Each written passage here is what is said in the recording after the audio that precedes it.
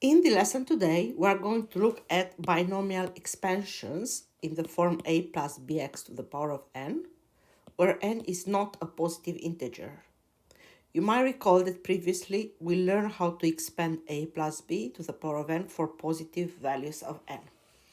So today we are going to use this expansion and we are going to look at a condition when we can expand in this way. And as you see, the coefficient here is 1. So we are going to look at the generalization when the coefficient is not, or the first term is not 1. We learn how to expand a plus b to the power of n using combinations.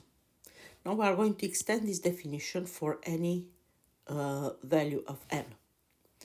However, we can't use the combination, so we are going to replace n combination 0 by its value with factorials, n combination 1 using the definition factorial it's n. Similarly, n combination 2 and n combination 3. Now, if we look at any value of n, the result after expanded cannot be a polynomial. So here we have a polynomial. Because if we think of 1 plus x to the power of n, to the power of 2, 3, and so on, the result is a polynomial. If n is not a positive integer, we are not going to have a polynomial, but we are going to have an approximation that where the terms are similar to the terms of the polynomial, but it's infinite. So we are going to start replacing, and we get 1 plus x to the power of n is n combination 0 times 1 to the power of n times x to the power of 0 plus n combination 1 times 1 to the power of n minus 1 times x to the power of 1 plus n combination 2 times 1 to the power of n minus 2 times x squared plus n combination 3 times 1 to the power of n minus 3 times x cubed plus, and it will continue to infinity. It's an infinite series. We can make it simpler as 1 plus x to the power of n is 1 plus nx plus n minus 1 over 2 x squared plus n minus 1 n minus 2 over 3 factorial or over 6 times x cubed plus, and it continues to infinity. You are never going to be asked to expand more than x cubed because, as you see, the coefficients get very, very complicated. Now, you might recall from when we've done geometric series that the series does not converge, does not reach the value that we want for any ratio in that case. Here it's the same. This we can write this only if absolute value of x is smaller than 1. That's the only case, and I'm going to show you an example to visualize this. That's the only case when we can write this approximation. May I remind you that absolute value smaller than 1 is equivalent with x between minus 1 and 1. Let us take an example and try to expand 2 over 1 plus x cubed. So it can be done like this, written like this, but you need to put it in that form. So you'd write it 1 plus x to the power of minus 3.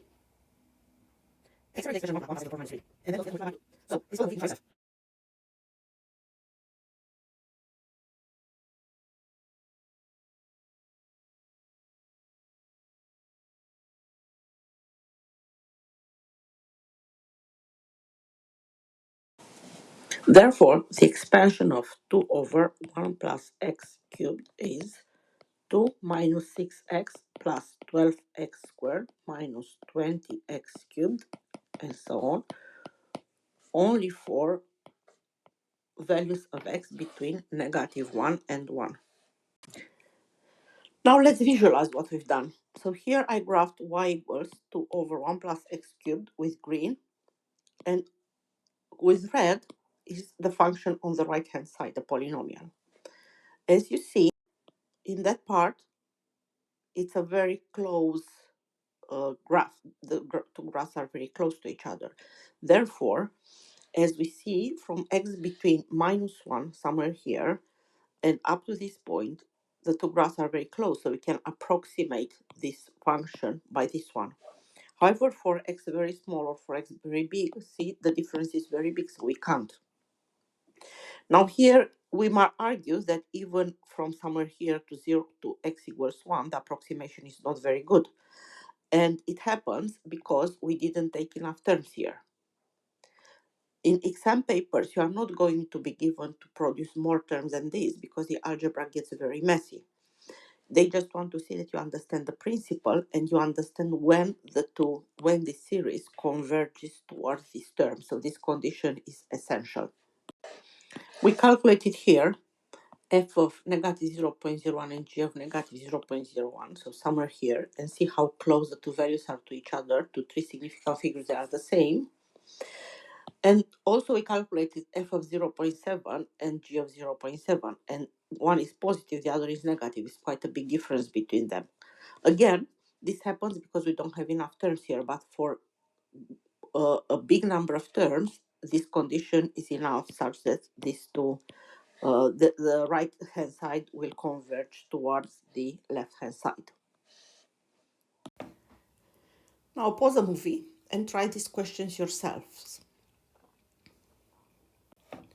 Write on an additional piece of paper the formula, and remember that first you need to bring the expressions at a form that can be expanded using the formula.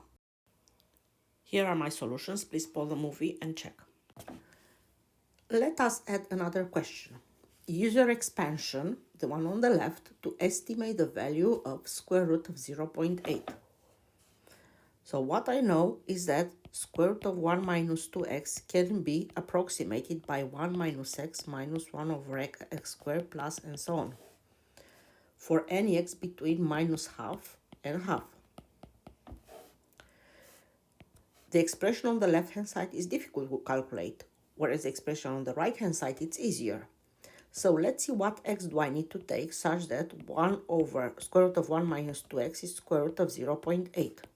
So 1 minus 2x needs to be 0.8. Therefore, for x equals 0.1, I will obtain that square root of 0.8, replacing here, is approximately 1 minus 0.1 minus 1 over 8 times 0.1 squared.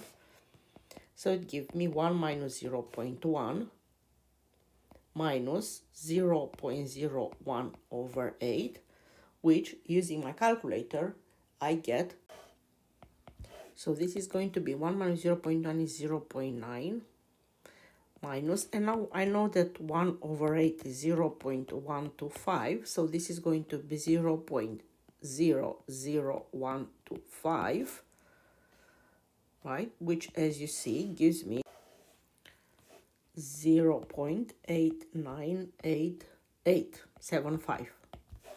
Now let's check the true value with my calculator. So if I put in the calculator square root of 0.8, we get 0.8944, which you see it's very, very close. So that's a very good estimate. At the end, for us to understand better, I show you the function in green and the expansion. And as you can see, for values of x between minus half and half, the functions are very, very close to each other. So this will be for values of half, and for values of minus half, the two functions are very, very close to each other, only if we take only 3 terms of the expansion. So as a big idea, this expansion can use to make faster calculations, to approximate complicated expressions with polynomials that are easier to work with.